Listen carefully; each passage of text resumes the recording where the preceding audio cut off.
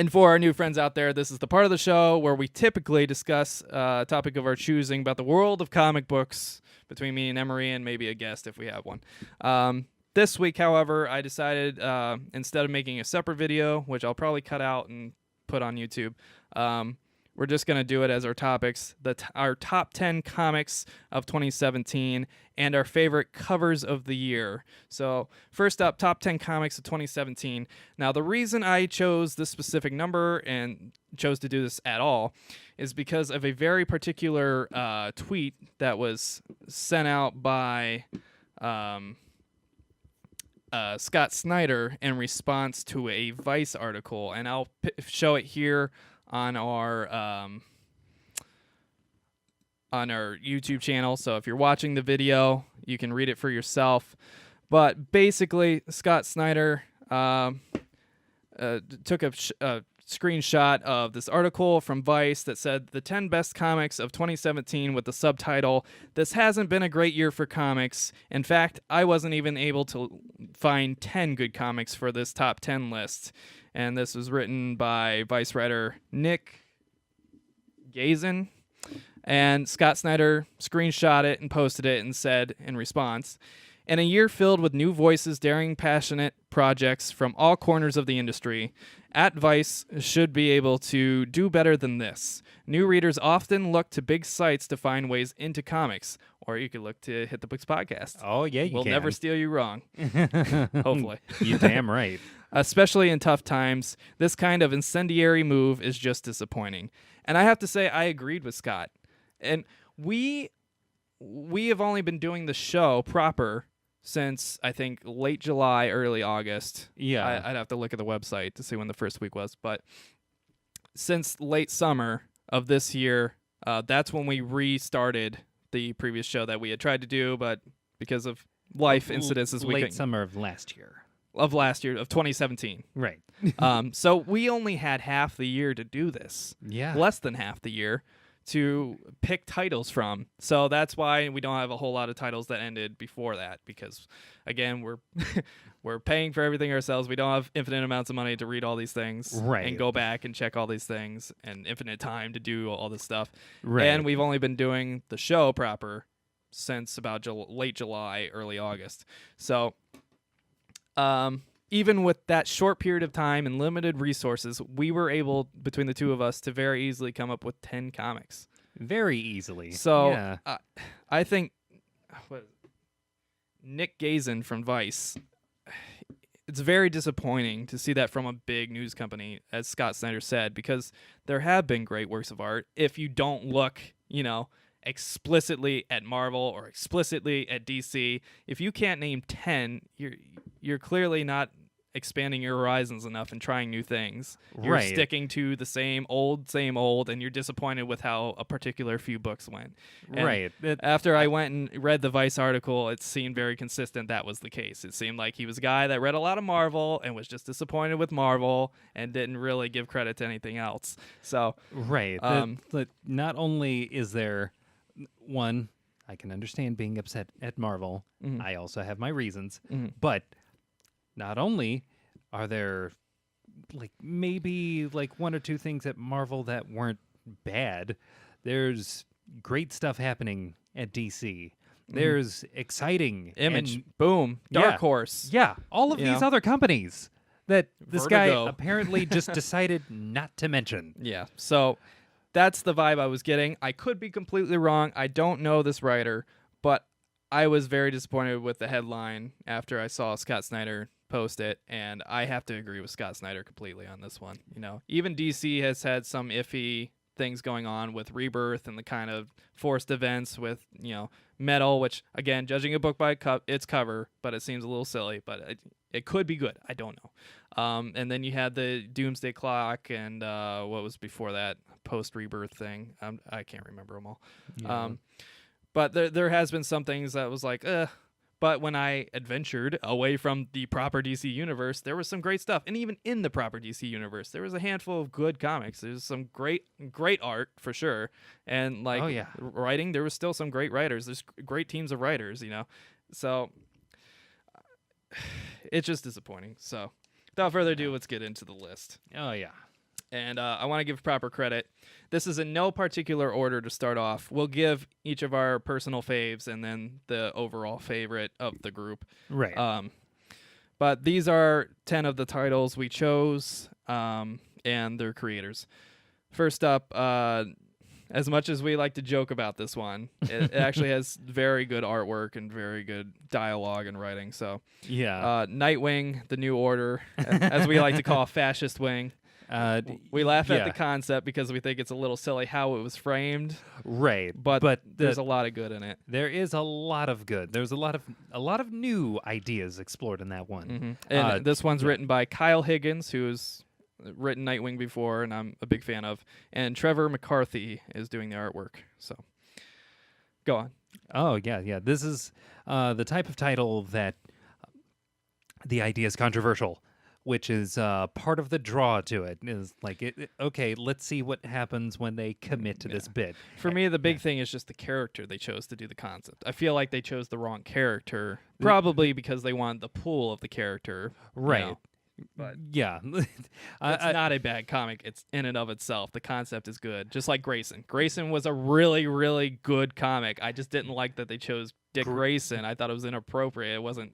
Right. It didn't make sense for his character. Right. That was a perfect place to put in someone new, but they wanted that pull. Yeah. This is basically the same thing, except for we're trying to pull with someone else who isn't our main pull. Yeah. Who would have honestly made more sense in the story. Yeah. Next up, we have Mr. Miracle, of course, because we talk about it all the time. Oh, you damn right we This do. one written by Tom King and art by Mitch Gerads. Jared's. Jared's. However you want to pronounce it. All right. Yeah, we'll go with that. Great artwork, great writing. This is one of the few comics that actually gave me goosebumps, man. Oh, haven't I gotten- remember that. The last time I got goosebumps from a comic prior to this one was Gotham by Midnight, which was a New 52 title that focused on like the occult and stuff like that. you know, Yeah. and like a secret part of the Gotham Police Department that handled occult incidents. It was really good comic. Yeah. I loved it. And that was the last one that actually gave me goosebumps. And of all people, of all characters, Mr. Mr. Miracle Miracle. gave me goosebumps. Mr. Miracle, thank you for literally coming out of nowhere. Thank you for that. And just wowing us. Tom King. My God. Tom King also wrote Grayson. Yes. Again, very good writer. Just Yeah. wish he hadn't used Grayson because it didn't make sense for Grayson. Right. It would have been great for a brand new character, but It would have. obviously he probably wouldn't have got the pull. So Yeah. I don't blame him. Next up, we have Batman White Knight, of course, another one we harp on again and again and again. It's so good. By Yeah. Sean Murphy, or Sean Gordon Murphy, however you want to Yeah. refer to him. Art, also done by Sean Murphy, of course. This title, outstanding. Through and through. I love everything that they have done, except for one little gripe about Nightwing. The one thing. It's such a small thing, it doesn't matter. Right. But as a Nightwing fanatic, I was like, oh, you had to demote him. They took away his seniority. Yeah, he used to be senior son. Now he's later son. They made him the middle child. Sweet mother of God. What have we done? It doesn't spoil anything. It's just No. a little thing they put in there. Yeah, it's a tiny thing that it doesn't add or take away. But I love everything he has been doing. I love the artwork. I love the covers. I love the dialogue. I love what he did with various characters like Harley Quinn and Joker and Nightwing and Batgirl and Batman himself and Gordon and Bullock. I love everything he's been doing, and it's so creative and so fresh. Top to fucking bottom. It's just This title. 10 out of 10 easily. Oh, One of my favorite comics of all time already, and we're not even halfway through it. My only gripe with this is that it's already told me that there's not going to be more than 8 issues. Yeah. That like I want more. My God. This should be at least 12 issues. Come on, give them a year. Oh my God, yes. But yeah, fantastic. If you are not reading this book, you got to read it. Find it anywhere. Comixology, your local comic book shops. You know, I usually get the new issues from Laughing Ogre here in Columbus, Ohio, and then I go to World's Greatest Comics for the ones I missed. Yeah. Because World's Greatest Comics is really good too, and they're both close to me. So Yeah. go where you gotta go. Oh, Get your hands on these books. Borrow it. Do what you have to. Don't steal it. read this comic Yeah. book, Pay for it somehow please. so the creator can get his due. yes. Because it really is. It's going to be super collectible. You're not going to regret it. Yeah. It's only going to gain value over time. No doubt about it. Next Like, up, we I already want a movie of this. next up we have a book we talked about today, Port of Earth by Zach Kaplan and Andrea Muti. This one's from Image Comics. Port of Earth, as we said, End of Watch, Men in Black, District 9. All wrapped into one. All wrapped into one glorious story. Oh. And it's very cool. It's very, very cool how they framed everything. And I love the universe they're building. yeah. And even at the beginnings and end of each comic, they give you like little like context for the world. Like they show you the different ships that exist. They show you the different aliens that exist, the different homeworlds, and they give you the actual like police force like files on everything. right. The world building is Yeah. what is really. This is the type of thing that only comes around like once, maybe every 5 years. Yeah. Like something this structured and detailed and like honest to God. Again, I can't say this enough. Committing to the bit. Yeah, and I think this comic is unique in that from the other ones we've talked about so far, and that it is a concept that could continue indefinitely. You could make a consistent running comic out of this or TV show, whatever you want. It's built perfectly for that kind of concept. So Right. As like to give you guys just a basic like one sentence frame up of what the story is. It's basically aliens show up and decide to share tech with Earth. in exchange for making our planet a fuel hub, their fuel being water. Right.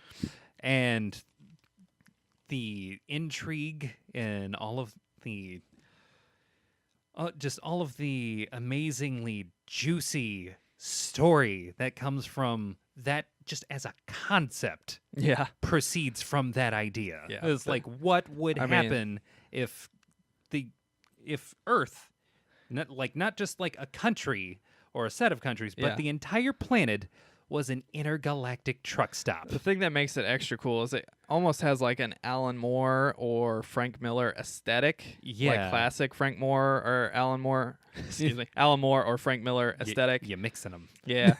Just make one creator. So yeah, like I was saying before I made Miller and Moore the same person.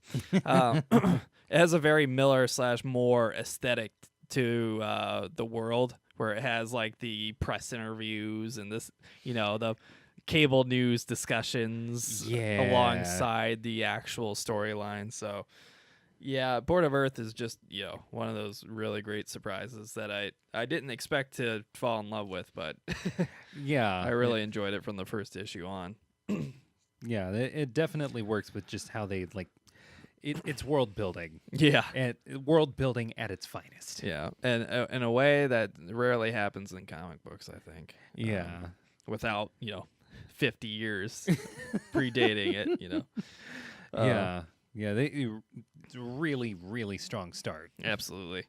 Next up, from Marvel, we have Spider-Man, Renew Your Vows. Now, I haven't read this one, but I did fall in love with the concept, and then you have read it. Oh yeah. Tell us why it makes our top 10 list. Well, immediately imagine a world where things like One More Day never happened. Imagine a world where Peter Parker and Mary Jane made the logical decision to become married, and the devil didn't get in the way of it. It's such a stupid storyline. It is. Yeah. It's dumb. I can't believe it's a thing. Not Renew Your Vows. One more day. Yeah, like actual canon for Spider-Man is really silly. But I digress. Renew Your Vows is a wonderful story about what happens when you take Spider-Man, his wife, Mary Jane, who in this case has developed spider-like powers, and their child. What would they do? They would obviously take this child who gets their powers because of, genetics at this point. It's the Partridge Family, but with Spider-Man powers. Pretty much. They take them over to Xavier's school. I mean, that's just what you do. Yeah. It is the logical decision. Oh, yeah. But, of course, because it's the Xavier School for the Gifted, there's a lot of baggage that goes along with that. Mm-hmm. Specifically, that school gets attacked. Like every other week. And yeah, it's a story that it's a love letter to all of the people who had grown up with Spider-Man, had, liked what they were doing with him as he got older and was became something of like a teacher, and like he wasn't just a perpetual, like almost broke photographer the whole time. Yeah. There's like acknowledging that character development and letting it, take its proper course. Mm-hmm. See, I like it a lot for the family dynamic. I like how it lets a hero actually have a future that isn't some dystopian wasteland. Yes. Where, as we typically get from everything, they actually have kids and a wife and a life outside of being a superhero. Right. And, they have real world development and character growth and, Yeah. and then they have to navigate being a parent instead of, just fighting generic villain A who killed their child in a tragic way or, that Right. sort of stereotype, from comic books. So I really love the aesthetic, and I think even recently with the kind of next generation of Batman, they've kind of dabbled a little bit in that themselves. With Batman Annual #2, if you read it, is one of our covers of the week. Batmanual. Batman, but it gave a hero you expect to be eternally brooding and just always in a dark, dark place, to never see the surface and never, get married or do anything outside of his own obsession. Actually gets to be a human being for at least briefly. We'll see how long it lasts. Right. So I'm a big fan of that concept. I want to read these books. I need to read these books, but I just never get around to it. So Yeah. Next up on our list from Image, Maestros, which is a book that totally caught me, came totally out of left field, and I love everything about it. It's the most awesome, ridiculous adult comic. Oh, Do yes. not let your young children read this comic, as colorful as it is. Yeah, It's very 18 adult years old or jokes above. and gore and everything above. Yes. It's a very, very good comic. And this one, Maestros by Steve Scroce and Dave Stewart, who do an awesome job with the dialogue and just the storytelling and the visual aspect of everything. It just, every cover looks cool and collectible, and just, I love this comic. Maestros on Image is just, it's so good and so crazy and so just wonderful in every way possible. Yeah. Maestros is a very special kind of wonderful. It's some kind of wonderful. This is the kind of comic that, it comes out of left field. It takes you by surprise and knows exactly what it's doing. See, it's like a comic that, imagine if Will Ferrell came out of nowhere and just took off a white leather glove and slapped you across the face with it, challenged you to a duel in a fantasy world. That would almost give you the emotional impact that this comic does. That almost scratches the surface of the type of ridiculousness In a good and way. hilarity It's that so that good. ensues in this comic. And it It's- actually has good world building, which you wouldn't expect from right, such an over the top. right. There's like there are things that this comic manages to do that, on the premise, it doesn't seem like the comic would ever try to go that deep, Yeah. but it does effortlessly. Oh, so deep.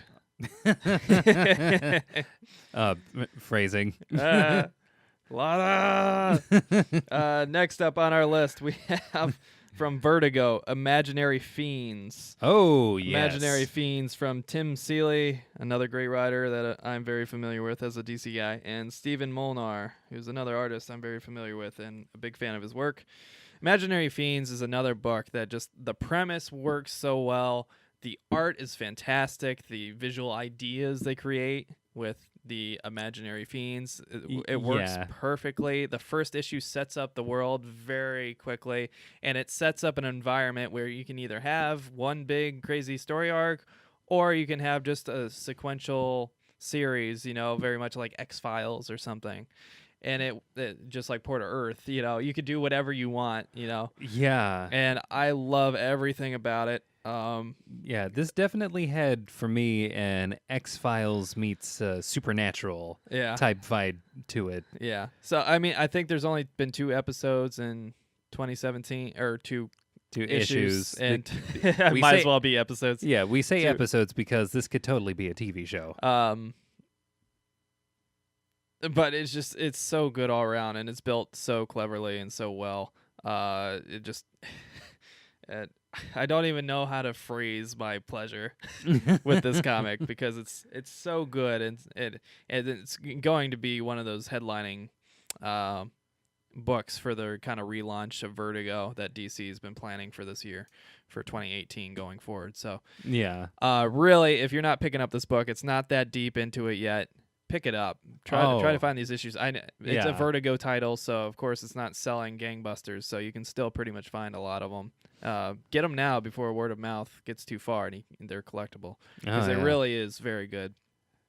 I mean, just to give you a quick synopsis, it's a comic where it's kind of like a horror / investigative, kind of mystery / adventure type of story Yeah. set in the real world, but apparently imaginary friends are not necessarily fake. And in this case, they kind of cling to children and their fears, and then some will actually grow from feeding off that child's fear and feeding into it and become these big grotesque monsters that only specific people, usually people that have an imaginary fiend of their own, or children, can really see. And basically the government has their own kind of investigative branch to prevent things that, that like murders and Right. all sorts of crimes that these fiends and their hosts can commit and subject to people to. And it's really good. It's really awesome. It's like Digimon for horror fans or something. It's really cool, and the main character is really interesting, and this supplementary characters are really interesting. I really like the vibe they're going with. Oh, yeah. Yeah. Next up, sorry. I was going to say just like with Port of Earth, it can go anywhere because of like the nature of how it's set up. It's like you take that main character and make them an investigator, which just gives you the freedom to, much like Digimon or Pokemon, just creature of the week type deal. Yeah. Possibly. It's very cool. Yeah. It's good, great all around. Great dialogue, believable dialogue, Yeah. awesome world, awesome characters, awesome artwork. Just love the book. Yeah. Pick it up. Next up, this one's a weird one. I don't think people would expect this one. X-Men Grand Design, it came late. I think both the first and second issue were released in late December, Yeah. back to back. This is a weird one because it's a book by Ed Piscor. He's basically taken all of the different eras of the X-Men and retelling the major storylines from the X-Men in these big, thick, awesome books. And picking it up, it looks like a classic book. You know, the artwork on the side kind of has that yellowed, like pastel nature, like the, you know, kind of old comics did. Yeah. And then the inside, even the paper, the physical paper is different. So this is not one I would recommend get on digital. Pick it up physically because it's so cool and so unique. Oh yeah. And it adds to the aesthetic. You know, the paper, how it feels, how it smells, the colors they use, the pigment they use. It looks like everyone looks like this specific era of the X-Men. It's like it definitely has the air of being like the biggest callback you could probably make Yeah. in comic book form. Yeah, it's very much told like historical narrative fiction. Like, one of my favorite authors is Alan W. Eckert, who writes narrative historical nonfiction books. So it's written like a storybook, so you're seeing things from the perspective of the characters in third person or whatever. Yeah. But they're all factual. You know, it's factual history that's going on. And he writes like The Frontiersman and Wilderness Empire and these, you know, great history books. It's kind of like that, but with comic storylines, and it's really cool. And the way he explains it, it's told from a more modern perspective, and the way that's explained is it's the Watcher explaining to the character, the Recorder, what happened after he had had time to digest all the events and see the events through to their ends and give context to the events from the beginning to end. So it's not the old stories retold exactly verbatim. It's retold with the modern narrative, you know, visualization of these past stories. And it's really excellent. It's great. I really loved it, and I was very surprised because I picked it up. I thought it was just a collection of like old stories. No, it's actually a unique thing in unto itself with a very well done classic vibe. And they're thick books. It's a lot of content. Yeah, that just from the description that you've made, this is definitely a book that I want to pick up. Yeah. I got to read a little bit of it, and it's a lot to, I don't want to say get used to, but more like readjust to, because I had like, that same experience. yeah, it's very much like it's done in the old way, and I mean, more power to them for that, because it feels like you're rereading like a condensed version of history. Yeah. It's exactly how I felt, and it was really cool, really well done by Ed Piscor and Marvel there. Next up on the list, this one, another one that didn't have too many releases in 2017. I think it only had 2, but I had to mention this one because they did it so well, and they did it in a way that I really love and appreciate. Witchblade, which is I believe another Image comic. Witchblade, done by Caitlin Kittredge and Roberta Ingranata. Again, we talked about this earlier. They took a comic that was almost a joke in the comic book world for being exploitative and just like a boob, cover That's a comic. Boob comic.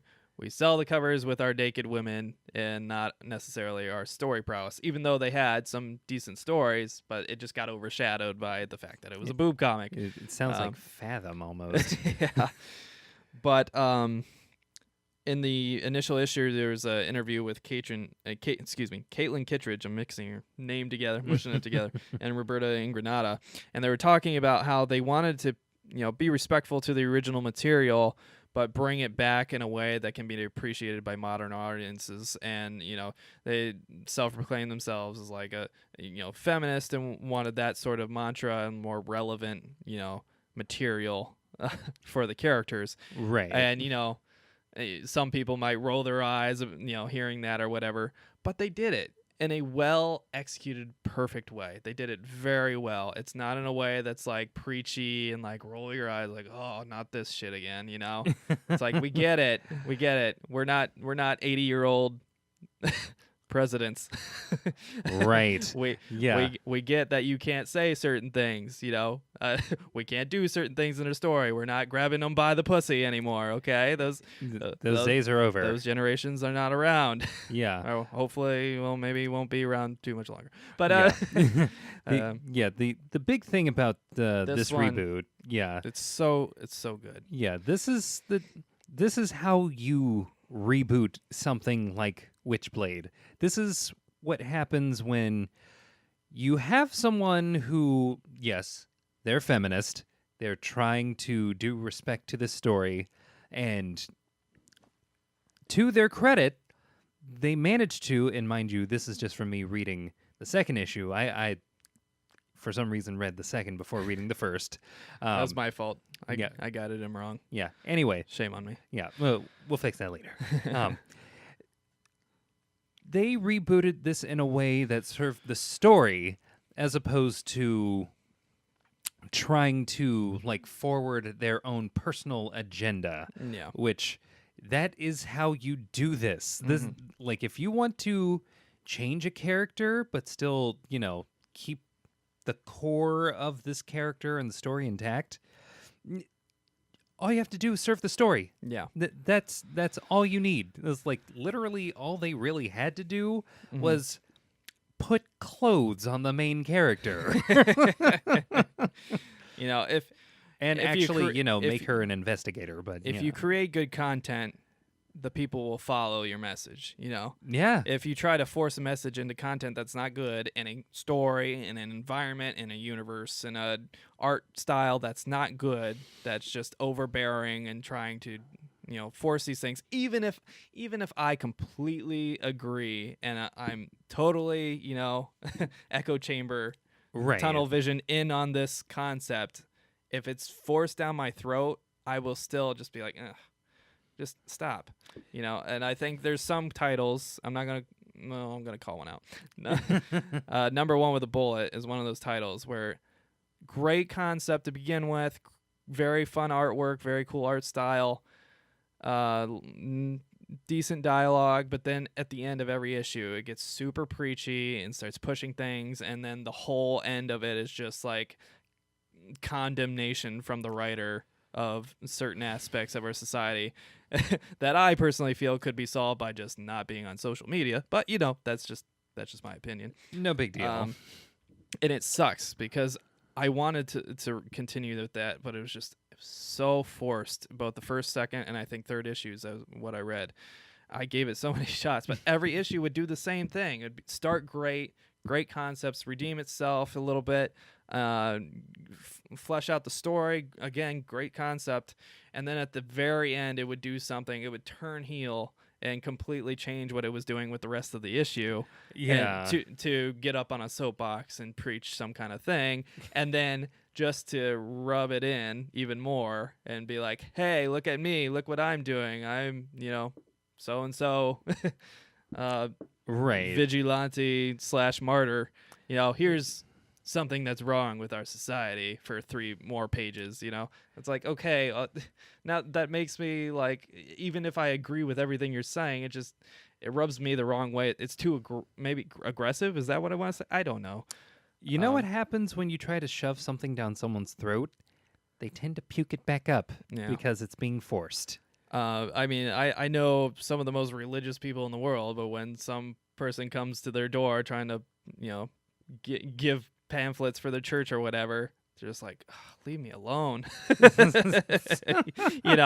not that they disagree with them or dislike them. It's just, right. It's distasteful. Yeah, there's a different way of going about this. Create the art, create the concept, create the good story, focus on that. And if the story is good, it should relay your message by itself. Right. You don't have to force it. And I think that's what Number One with the Bullet did. And that's what Witchblade does not do and executes perfectly. Oh, yeah. The artwork is wonderful, inside and out. I couldn't ask for a better comic about Witchblade of all things. Right. It totally caught me off guard, and that's why I have to include it for the best comics of 2017 for us. Right.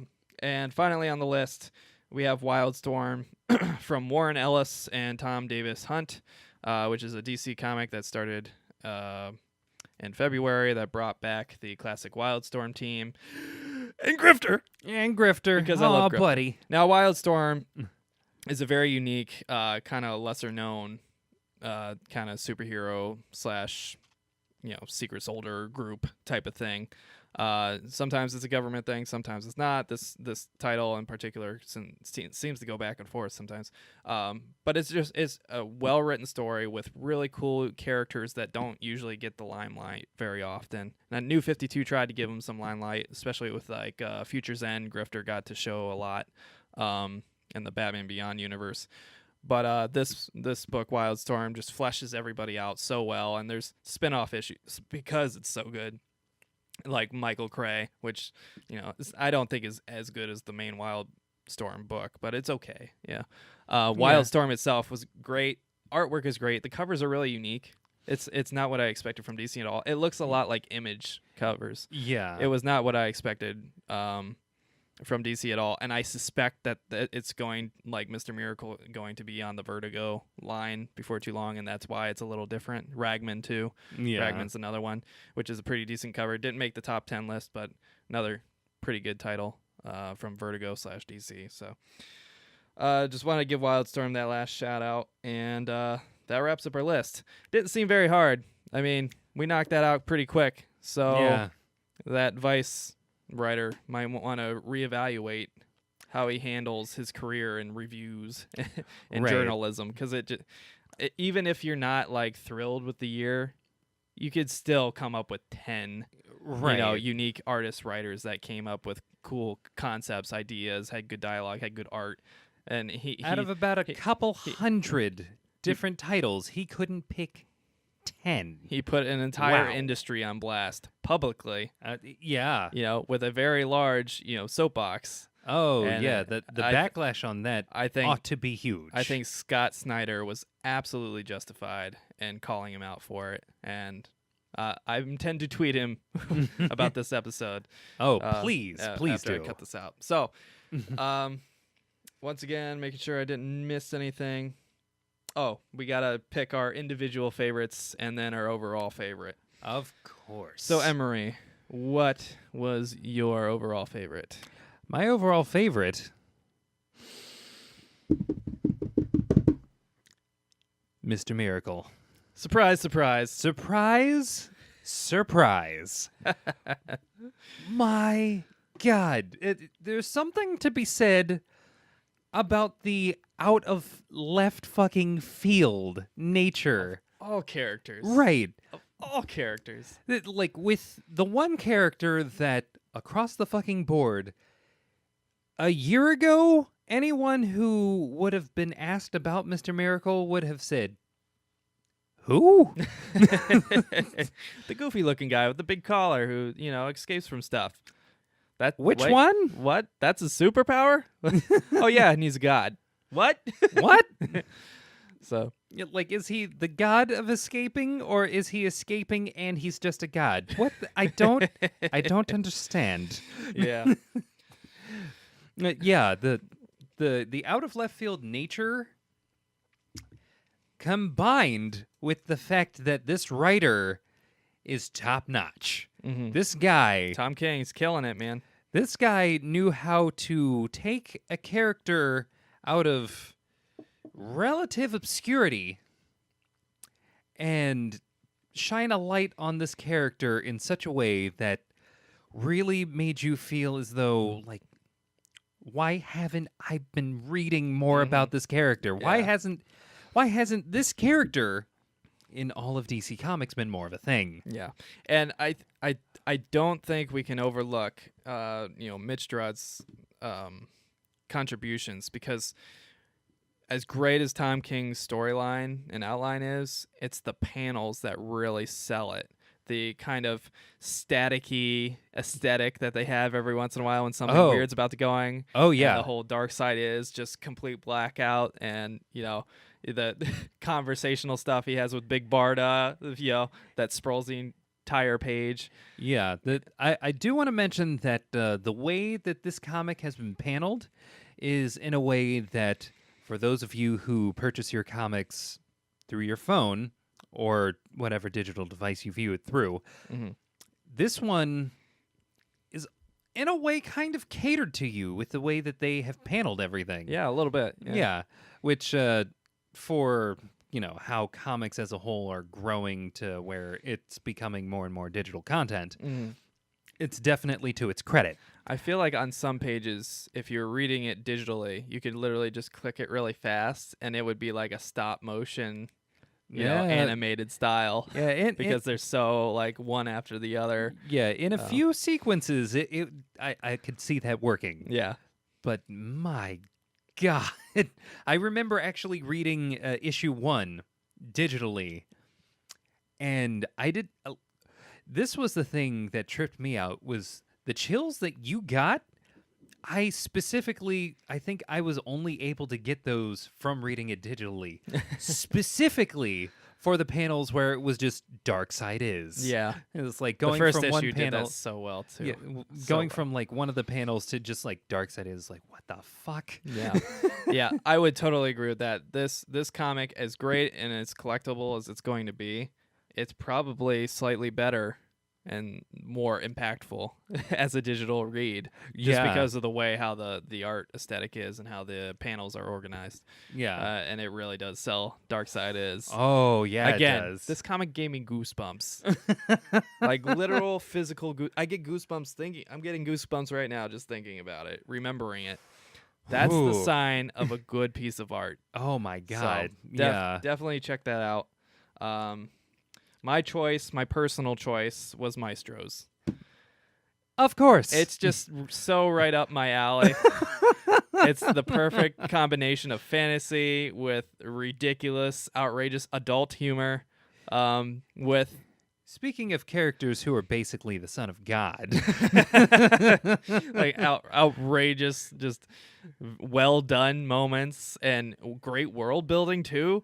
Oh, I yeah. mean, I couldn't ask for anything better. It just caught me so off guard. I absolutely love Maestros from Image. It's just so good. I think the thing that really sells that book is not only is the imagery fucking bonkers and off the wall a lot of the time and insanely detailed, Yeah.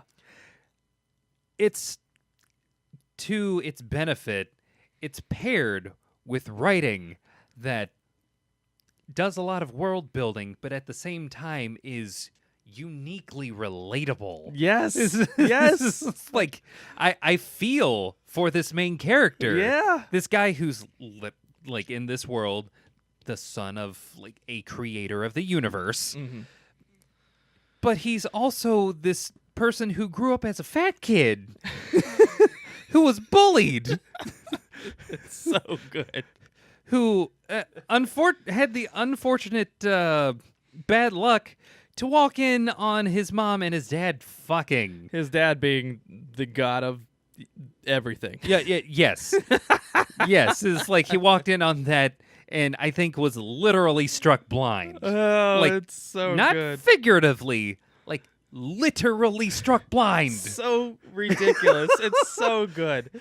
Please, if you are over the age of say 14, 15 and you can pick this up, pick it up. I would recommend physical, but because there's some page turning moments where you like the way it's made, it's just like, oh my, they did it. Oh They my really God. did it. It's like, Um, no. Oh my God! In a good way. Yeah, in the a good best way. way.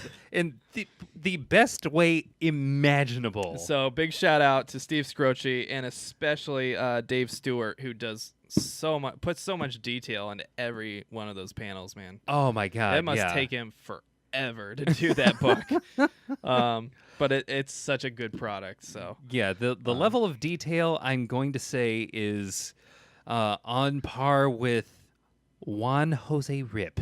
woo, that's lofty. Ooh, my God! Yeah, like if any minor plug, Black Summer. If you haven't read it, read it for the love of God. It's that good. It's only like 6 or 7 issues, but it's 6 or 7 issues of pure deconstructive genius. So that brings us to our overall book The one of that the we year. agree. Book of 2017, comic of 2017. Take this, Vice, you dicks. Yeah. Knockdown, drag out, hands down, unequivocally, unabashedly. This is number one. Should we try to say it at the same time? I think we should. Batman White Knight by Sean Gordon Murphy. Sean Murphy, all right. He fucking kills this book. And he does it all himself. Yeah. You know, besides probably coloration, I would guess. Yeah. And lettering. It's all him. He Yeah. writes the dialogue. He wrote the story. He's known for being an artist, a great artist. He does it all, man. This guy has managed to DC take, better pay him well. This guy managed to take a character that I thought honestly had been getting about as tired as Superman, given like the duration and longevity. You don't like having 2 issues of Detective Comics and 2 issues of Batman and Batwoman and Batman and the Signal and Batman and Robin and Batman's Justice League and and a dark universe where Batgirl everyone's a Batman. and Nightwing and Super Sons featuring Batman's son and should I go on? No, DC, stop. Batman's great, but goddamn, I need to chill out. Like that, you have other characters. Ant-Man was great. Bring him back. Everybody doesn't have to be a bat thing. Right.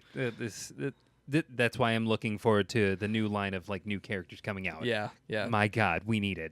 The new phase of DC heroes. Yeah. Batman White Knight manages to take the entire concept of what the Batman comics have been and completely turn it on its fucking head. Yeah. I mean, it plays with your expectations. It plays with what you know. In a way that's not like insulting, to your intelligence or something. Right. It makes sense. Right. And it's such a cool concept, and it even relates to like it almost breaking the fourth wall. It relates to things that people are concerned about in the real world about these characters in this world. Right. It's so intelligent. It's so clever. Right. This is actually one of the first books that not only acknowledges some of the things that wouldn't make sense, but it actually comes up with a good reason as to how any city would let someone like Batman exist at all. And how they would clean up. Yes. Also, breakout character, Jack Napier. For those of you familiar with the 1989 movie Batman, starring Michael Keaton and Jack Nicholson, Jack Napier is, for that movie, the real name of the Joker. And this comic runs with that. I will say this. I am on the record saying this in the past. I don't know if the current iteration of Hit the Books, but definitely in the former Hit the Books. Yeah. I am on record saying that it annoys me when people try to give Joker an origin story or something of that sort. To me, it's just like it takes away what makes Joker so scary. Right. But this one pulls it off so well because it's not about like making Joker menacing. Right. It's about making Joker intelligent and cunning and strategic and almost human. Right. This is about making the Joker, and I'm not even going to call him Joker anymore. I'm calling him Jack Napier because in this comic, the Joker is a past event. Like this is a story of what happens when you somehow manage to get rid of the Joker in the only way that Batman would ever allow. Medication. And even with that, it's so he does things from time to time that just makes you question, like, is he really? Is this all just an elaborate scheme? Is this Or- the long con? Yeah, is this the long con or is this legit? Yeah. And what's going to happen? Yeah. Is this all just one well orchestrated plan to fuck with Batman just one more time? It's so well done. It's so clever. I can't recommend it enough. Batman White Knight. If you're not reading it, you have to read it. I can't tell you any more than that. If there's any comic from 2017 that you need to be reading, it is Batman White Knight. Batman White Knight. I'm going to go out on a limb here and say this is probably the best story that Batman has ever gotten. I don't think you're wrong. It's really good. I mean, So far. it's so far. It's about halfway through, but So far, so I far. I would put this on par with Nightfall. Mm-hmm. I would put this on par with anything having to do with Batman. Hush. Hush. Anything having to do with Ra's al Ghul. Mm-hmm. Anything having to do with actually the Court of Owls. Death of the Family. Yeah. There are a lot of like long-term story arcs that they've done with Batman, Yeah. and in like 4 issues so far, this one has managed to take all of those, understand what those are, Mm-hmm. and surpass them by getting you to acknowledge the honest question: why Batman? Why? Like, why, of all the things that we try to do or try to allow, or like all the things that we would want or think that we need in a city, Mm-hmm. why a person dressed up as a bat running around with the most expensive gear, Destroying the city with its tanks. and- destroying half the city, most likely, because no one drives around with a tumbler and comes clean out of a city. That's just that is not how that works. Yeah. Specifically with a town like Gotham. I don't think Batman's stopping at red lights too often. Oh, hell no. Especially not this Batman. Oh, yeah, no. So, yeah. Now, also the reality of what it would mean for someone like Batman to have spent years, most likely a decade, Mm. or a little more than a decade at this point, punching strangers in the face. Yep. Yep. Yeah. Yeah. So there you have it, folks. Our top 10 list. Just going to run through them really quickly for you, and then our particular personal choices. Oh, yeah. Nightwing The New Order, Mr. Miracle, Batman White Knight, Port of Earth, Spider-Man Renew Your Vows, Maestros, Imaginary Fiends, X-Men Grand Design, Witchblade, Wildstorm. Emery's personal choice, Mr. Miracle. My personal choice, Maestros, and our overall great choice, Batman White Knight. Take that, Vice. We got your back, Scott Snyder. Oh, yeah. Even if you never see this.